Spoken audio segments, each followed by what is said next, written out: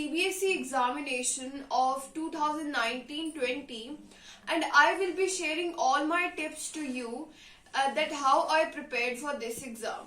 So firstly, जब year start हुआ, then we were not that much clear कि economic development, Indian economic development वाली book जो है वो कौन सी refer करनी चाहिए. So according to our school, we prepared from these two books. The first one is macroeconomics book, और ये बहुत अच्छी बुक है. इसके अंदर बहुत इजीली सारे कंसेप्ट जो हैं वो बताए गए हैं. उसके बाद सेकंड बुक थी ये वाली बुक जो कि Indian economic development V K Ohri द्वारा और टी.आर. जैन द्वारा लिखी गई है. एक्चुअल में ये बुक बहुत ही एक तरह से यूजलेस है फॉर 12th क्लास. ठीक है, ये बहुत ज्यादा कॉम्प्लिकेटेड बुक है. इसके अंदर इतना ज्यादा डाटा दिया गया है जो कि बिल्कुल भी लर्न करने के लिए जो है जरूरी नहीं है. तो अब जब सैंपल पेपर आया हमारी क्लास 12th का इकोनॉमिक्स का, तो उसमें जितने भी क्वेश्चंस आए थे वो कहां से आए थे? इस एनसीईआरटी बुक से आए थे.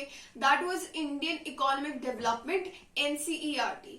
ठीक है, और इसमें भी आप पुराना वर्जन नहीं लेंगे. ये मैंने पहले पुराना वर्जन लिया था पिछले सालों का. इसके अंदर क्या था? डाटा पुराना था. तो मुझे थोड़ी प्रॉब्लम हुई कि डाटा पुराना है. फिर उसके बाद जब मुझे पता चला कि मेरी बुक का तो डाटा पुराना है, तो मुझे न्यू बुक खरीदनी पड़ी.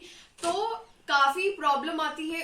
खरीदने का कुछ नहीं है, बट एक्चुअल में आपकी जो प्रैक्टिस है इस बुक से चल रही थी तो आपको पुरानी चीजें थी याद, पर अब नई बुक से आपको जरूर नई बुक ही लेनी है. ओके, सो दिस बुक, पहले इस बुक के बारे में बात करते हैं.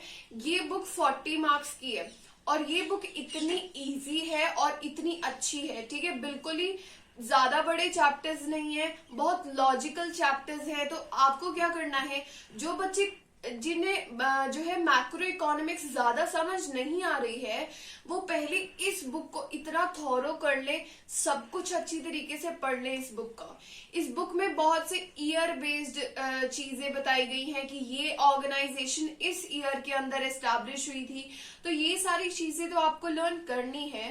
तो इस बुक के अंदर बहुत सा आपको बॉक्सेस दे रखे हैं जिसके अंदर बहुत सा डाटा गिवन है, आप देख सकते हैं. तो एक्चुअल में इस डाटा को आपको बिल्कुल लर्न नहीं करना, बल्कि आपको क्या करना है, एक्चुअल में समझना है कि किस बारे में बात की जा रही है.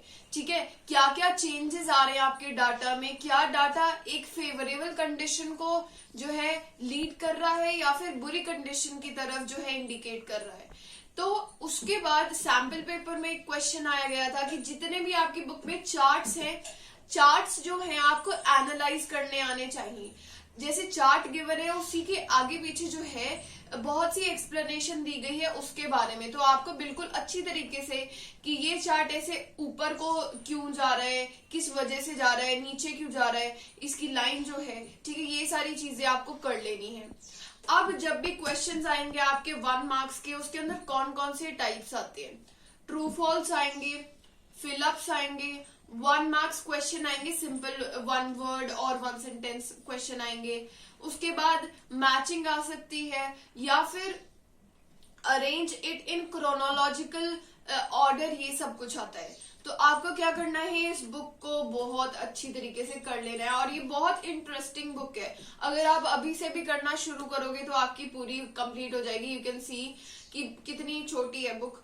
ठीक है, तो इस बुक के अंदर ग्लॉसरी गिवन है ऑन द बैक पेजेस. तो ये जो ग्लॉसरी है आपको बहुत अच्छी तरीके से कर लेनी है. आपको क्लियर होना चाहिए कि एक्चुअल में किस बारे में बात की जा रही है, इस वर्ड का एक्चुअल में मीनिंग क्या है. ठीक है, तो ये ग्लॉसरी आपको कर लेनी है क्योंकि 1 मार्क्स क्वेश्चन में ये पूछी जा सकती है. अब हम चलते हैं मैक्रो इकोनॉमिक्स पे. मैक्रो इकोनॉमिक्स जो बुक है ये बेस्ट है एक्चुअल में. ठीक है, ये जो बुक है इसके अंदर जो है कंसेप्ट बहुत अच्छी तरीके से क्लियर किए गए हैं. आई एम नॉट सेइंग कि आप यही खरीदो, maybe there are other books जो कि आपको हेल्प कर पाएंगी. तो जिस बुक से आपको बहुत हेल्प मिल रही है आप उससे पढ़ लीजिए. तो इस बुक के अंदर एक्चुअल में कंसेप्ट बहुत क्लियर कर रखे हैं. और एंड में जो है आपकी एबिलिटी जोन्स दे रखी है. एबिलिटी जोन क्या होता है कि जैसे चैप्टर के अंदर कई कॉम्प्लेक्स चीजें जो कि एक्चुअल में मैक्रो इकोनॉमिक्स की एनसीईआरटी बुक के अंदर गिवन है वो दे रखी होती है. ठीक है, उससे लास्ट ईयर अभी एक क्वेश्चन भी आया था। तो इसकी बुक के अंदर जो एबिलिटी जोन है वो आपको अच्छी तरीके से पढ़ लेनी है, ठीक है। और इस बुक की क्या है, आपको एनसीईआरटी क्वेश्चंस कर लेने हैं एक बार, कि आपको कोई डाउट तो नहीं आ रहा, ठीक है। और ये बुक जो है इसके अंदर आपको बहुत अच्छी तरीके से डायग्राम्स वगैरह आ जाएंगे, ठीक है। कई क्वेश्चन होते हैं ऐसे जो कि एक्चुअल में बात कर रहे होते हैं डायग्राम रिलेटेड, ठीक है, कोई सिचुएशन दे रहे होते हैं, ठीक है। जैसे कि आपका चैप्टर है जिसके अंदर आपको डॉलर और रुपीस के बारे में बताया गया है कि अगर इसकी इतनी वैल्यू बढ़ गई है तो क्या होगा, तो उसके अंदर आपको डायग्राम बनाने इंपॉर्टेंट होते हैं, डायग्राम के मार्क्स होते हैं। तो अगला क्वेश्चन आता है कि हमें जो मैक्रो इकोनॉमिक्स है उसकी एनसीईआरटी पढ़नी चाहिए नहीं पढ़नी चाहिए। तो मैंने इस बुक को बहुत थॉरो किया था और इसके ऐसे नोट्स भी बनाए थे, बट एक्चुअल में ये बुक थोड़ी कॉम्प्लिकेटेड है। और अगर आप वो वीके ओरी और टीएच जैन वाली अगर बुक पढ़ रहे हैं तो आपको इसकी जरूरत नहीं होगी। अगर आपको फिर भी लगता है आपके पास टाइम है then you can read, but मैंने ये पूरी बुक पढ़ी थी, बट इसमें से एक्चुअल में ज्यादा कुछ आया नहीं, ठीक है, सब कुछ उसमें से था। उसके बाद जो एक चीज है जो काफी बच्चे जो हैं गलती करते हैं कि मैंने जो गलती करी थी एक्चुअल में, कि जब मेरी ये जो मैंने ये बुक्स कर रही थी मैं बीच में, तो एकदम से 2 बुक्स जो है रिलीज हुई, ठीक है, और हमें बताया गया कि ये बुक्स बहुत अच्छी हैं और बोर्ड में जितने भी क्वेश्चन आएंगे इन्हीं में से आएंगे और कुछ भी बाहर से नहीं आएगा। तो आपको क्या करना है, डिस्ट्रैक्ट नहीं होना, जिन बुक से आप पढ़ रहे हैं आप उन्हीं से पढ़े। मैंने इसके ऊपर 700 रुपीज वेस्ट किए हैं एक्चुअल में, क्योंकि इनमें से कुछ भी नहीं आया। इंडियन डेवलपमेंट की जो बुक है वो बिल्कुल भी यूजफुल नहीं थी, ठीक है। तो आपको अपने आप को डिस्ट्रैक्ट नहीं करना कि आप जो दूसरे कह रहे हैं उससे बहुत ज्यादा कन्विंस होके आप बुक्स और खरीद रहे हैं, आप अपने सोर्स को डाइवर्ट कर रहे हैं। आपका जो मेन सोर्स है आप उसे बहुत अच्छा करें। और मैंने आपको बता दिया कि इंडियन इकोनॉमिक डेवलपमेंट के लिए एनसीईआरटी से ज्यादा अच्छी कोई बुक हो ही नहीं सकती, ठीक है। सो ये सारी टिप्स थी एक्चुअल में कि how I prepared. And if you want me to make the part 2 of this video, then you can comment down and tell me how this video was it useful or not. I will request all of you to share this video with all the 12th class students so that they can prepare very well in their class 12th.